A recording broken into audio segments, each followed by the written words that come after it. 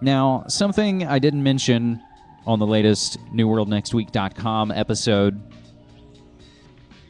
because there's not enough time. We got to try and keep it somewhat concise. That, of course, the obamessiah was in town, returning to Portland, Oregon, where he had his largest campaign rally, 60 plus 70,000 people on the waterfront in 2008. He was in town Wednesday pretty much as we were shooting New World Next Week. And my girlfriend runs AV. She was at that event. So she was in the belly of the beast there as the clamoring masses shower hosannas on our selected leader. So we're going to run down all the related and otherwise related obamessiah and war whore updates we're calling selective service. In Oregon, Obama stumps for Kitzhaber for governor. Again from the Washington Post, Obama stumps in Oregon, kicking off four-day swing through blue states. Obama implored Democrats in Portland on Wednesday evening to defy the conventional wisdom in the midterm elections less than 2 weeks away, kicking off a furious last-ditch campaign swing through western battleground states. You're going to be fired up, Obama told a raucous crowd at a rally for his party's gubernatorial candidate, John Kitzhaber. Because in less than 2 weeks, you can set the direction of this, blah, blah, blah, blah, blah.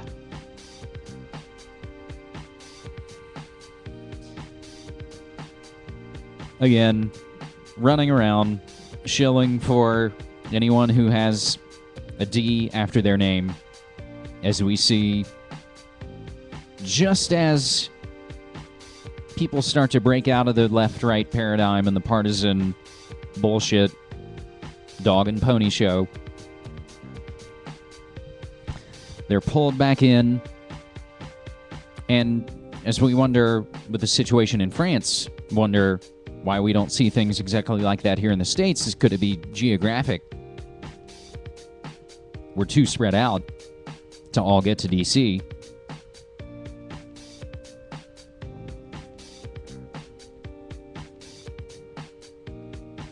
Unless corporate media, talking head, news comedians on the phony left and the phony right tell you to, then we'll do it. It's going to have to punch people in the Facebook, as we say.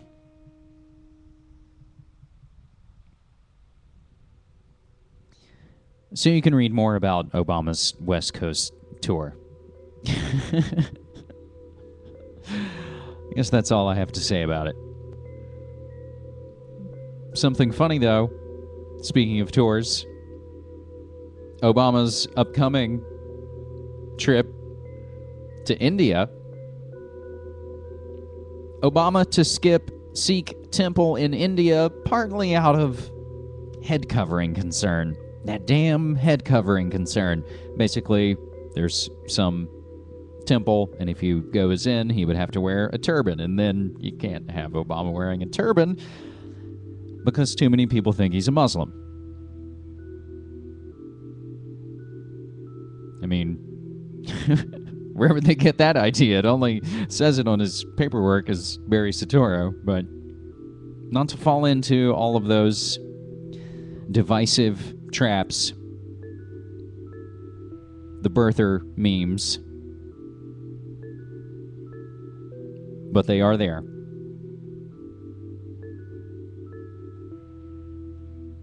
Oh, Condi. You remember Condi Rice? Was it Chevron that named a tanker after her? She was like, "Nah, don't do that." A talented musician and a Bush crony war criminal. She made a recent visit with Obama and pretty much defended the phony left side. Because again, they're all connected. all these agendas, all these regimes, all of these political dynasties are connected literally to their bloodlines, as we go over after every week saying, oh, Obama's related to Palin, surprise. Oh, Cheney's related to Obama, oh, surprise.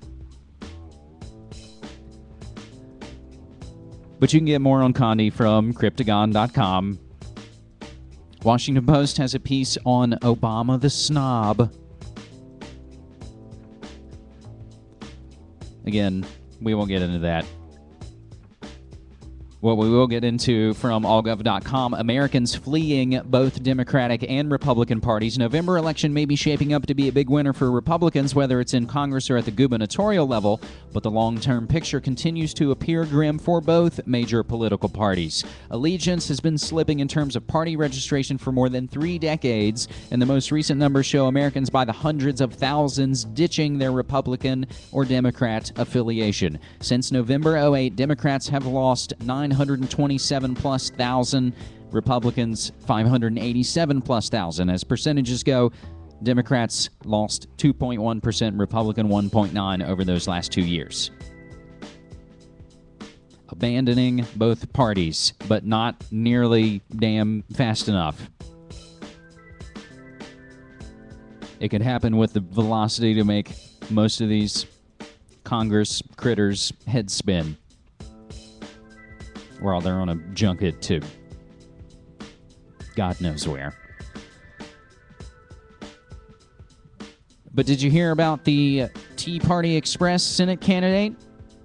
Alaska's Joe Miller, described by the corporate media as the insurgent candidate and a Tea Party favorite. He was approved by the titular head of the trademark Tea Party, Sarah Palin, and received support for his Senate race from the Tea Party Express PAC, a neocon rhino Republican in name-only organization masquerading as patriots. On Sunday, it was reported that the editor of an online Alaska news site was roughed up and handcuffed at an event after he attempted to ask Miller a question. Tony Hopfinger, editor of the online Alaska Dispatch, told KTUU-TV that security pushed him as he tried to question Miller. And this is what we're getting to. This is what it's coming to. All coming to a boil, again, pretty much based on all of these fake, phony boxes and dialectics that have been set up for us. It is pretty much a scientific dictatorship. They pretty much know which button to pull and which string to tug. And off we go. Jesse Ventura noting on rawstory.com that the Tea Party is orchestrated out of the Republican Party, of course noting the Koch brothers. Carl Denninger, a quote-unquote Tea Party founder, again from Raw Story, noting that Palin and Gingrich are jokes. The whole thing.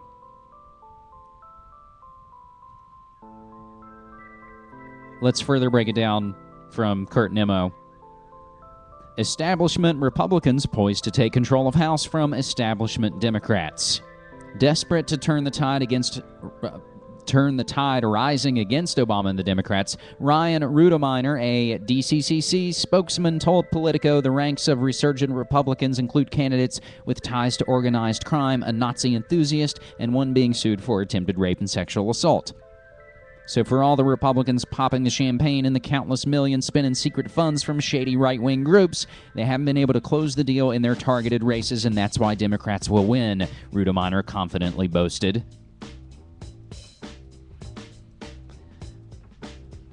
I don't even want to get into this, but it's basically Clintonites calling out the Koch brothers, John Birch Society. Meanwhile, they're all connected back to Council on Foreign Relations.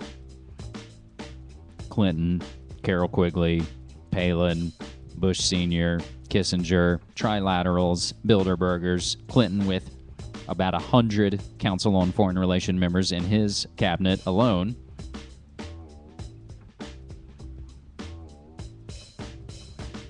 And it seems every week we have another note of some corporate crony getting an administration job. President Obama's nominee for Deputy Secretary of State has earned more than $8 million in salary and bonus since January 2009 as an executive at a Wall Street bank that received a federal bailout.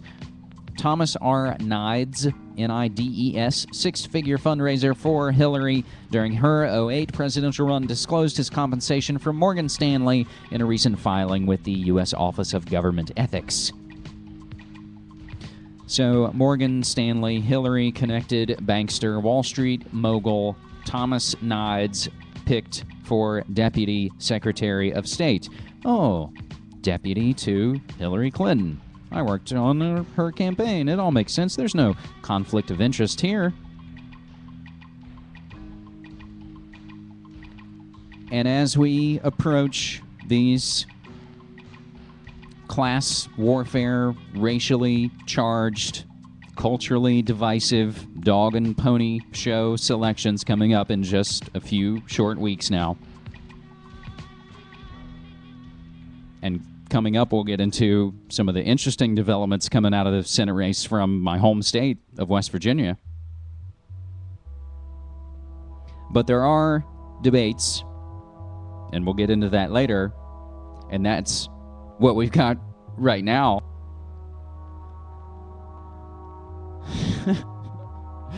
A long-shot candidate for New York governor is grabbing headlines after he stole the show in the campaign's only debate. Jimmy McMillan represents the "rent is too damn high" party. He caught viewers' attention at Monday's televised debate with his black gloves, mutton chops, and anti-rent mantra familiar to many New York apartment dwellers.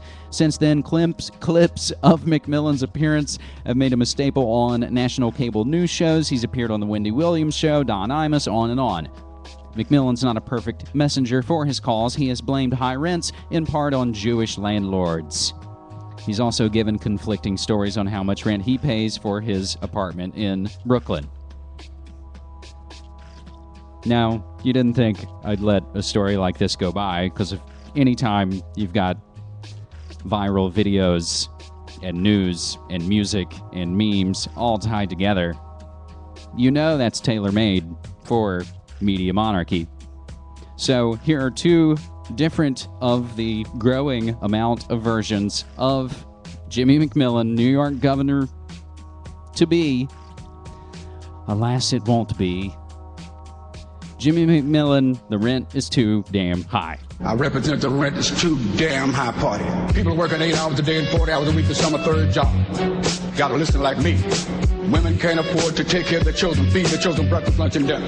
Gotta listen like me. It's not gonna happen. The rent too damn high movement, the people I'm here to represent can't afford to pay their rent. I represent the rent is too damn high party. Talk about the issue. People can't afford to pay their rent. 30 seconds for you, sir. Tell me, Jimmy, the rent is too damn high. They can't eat breakfast, lunch, or dinner. Listen, someone's stomach, child's stomach just growled. Did you hear it? Did you hear it? They can't eat breakfast, lunch, or dinner. Listen, people working 8 hours a day and 40 hours a week to some a third job. Gotta listen like me. Women can't afford to take care of their children, feed their children breakfast, lunch, and dinner. As a karate expert, I will not talk about anyone up here. I represent the rent is too damn high party. Once again, why? The rent is too damn high. You said the rent is too damn high. Thank you, Mr.